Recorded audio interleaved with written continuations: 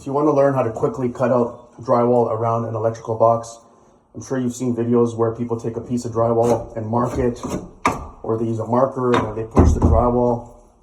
That's not how pros do it. Take your piece of drywall. Before you do that, mark it 5 inches from the center of the box down to here. Put a mark on either side with a pencil. Mark your piece 5 inches. Put a screw in to hold the piece in. Invest in a cutout tool like this one here.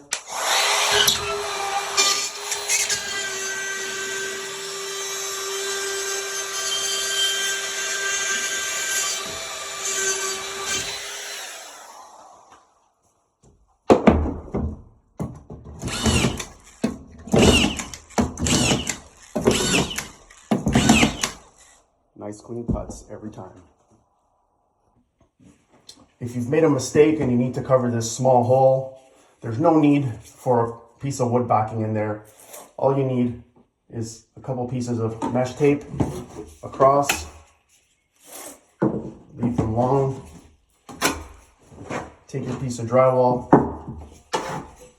and push it in there slightly, just so that it's a little bit recessed.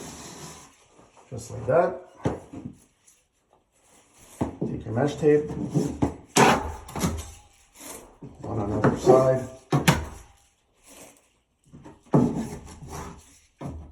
one in the middle. Then if you want, you can clean up the sides so that there's not so much. That's it. Then you would pre-fill it with a hot mud like Drywall 90, and then you can start skimming over it.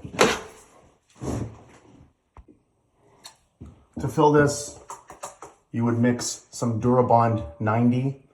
You can use sheetrock, but I prefer Durabond 90. Any of the powder mixes, they dry via chemical reaction. Durabond 90 dries rock solid. Take some Durabond, push it into the cracks. Make sure it's all covered.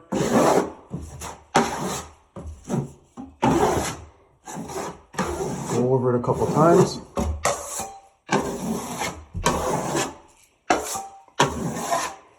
And then you let it sit and you let it dry. It'll dry rock solid.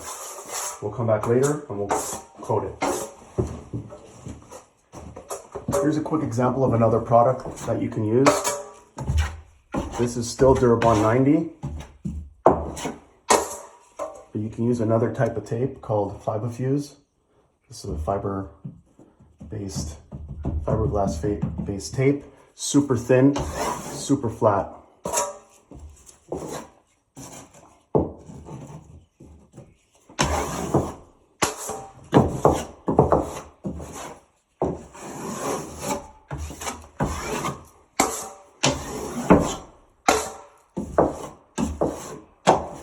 These are all options.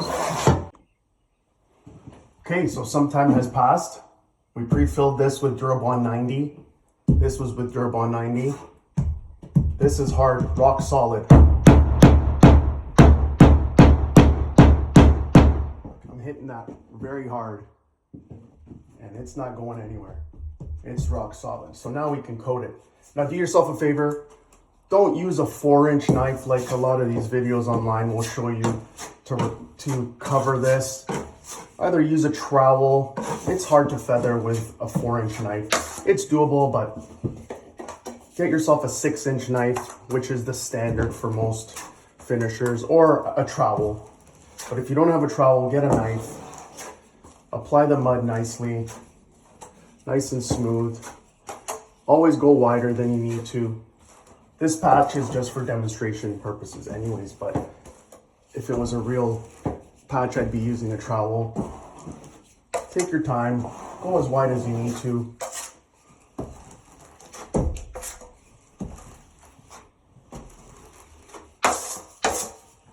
And then start on the one side and apply pressure towards the side that you're going towards. So in this case, I'm applying light pressure to the left, which is the side that I'm going towards. A little bit more in the middle here. Doesn't have to be perfect. It's just a first coat here. But ideally, you'd be using a trowel to make this look a lot nicer. Then you just come back and sand it. And yes, there are a couple of those little stragglers from the mesh tape poking through. Don't worry about those. You can get those out. They'll sand right out once the first coat dries.